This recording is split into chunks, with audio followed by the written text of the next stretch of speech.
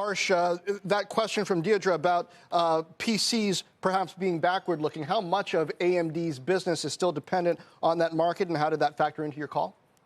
Yeah, so PCs are the biggest piece of the business for AMD, retail PCs in particular. So there are two categories of PCs that AMD competes in. One is enterprise, where they're rising, and it's a much younger business. But the bulk of the PCs that they do revenues in is retail PCs, and that's the part that we're concerned about. Look, the reality is a lot of folks upgraded their laptops at home during the pandemic, work from home, study from home, et cetera. And we think we saw some numbers in the fourth quarter where PC sales declined.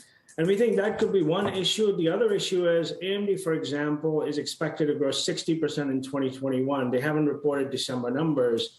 And that number is expected to be 24% growth in 2022. Here is an acquisition of Xilinx, which when closes, Xilinx is growing at about 10% top line. So you're going to see the combined company slow down its growth rate quite a bit. And the issue becomes when you're in a market that is largely defensive, where there's a takeout for high valuation names, you get into a situation where a stock trading at 40 multiples with possibly slowing revenues and possibly slowing EPS, that becomes a little bit of a problem for us.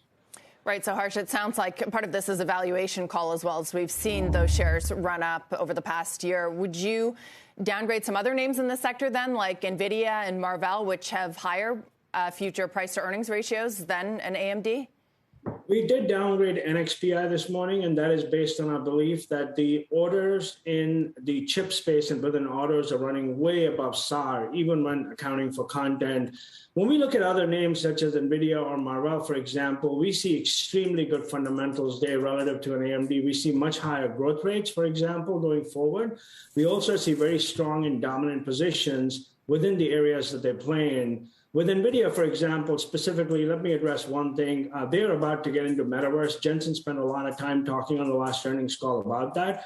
That will be a royalty-based model, which can do wonders for the gross and the operating margins of that company, NVIDIA.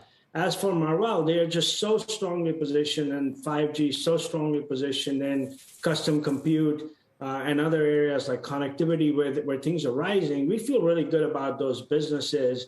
With AMD, there's a couple of concerns. There's a concern of Intel catching up down the line. It's already been a year since the turnaround on Intel, and that will continue to happen. And, when you look at about a year ago, the competitive landscape could be different. The supply-demand challenges could be completely different. And you'll have a slower growth company with a very high multiple at this point. And that was primarily the reason for us stepping away.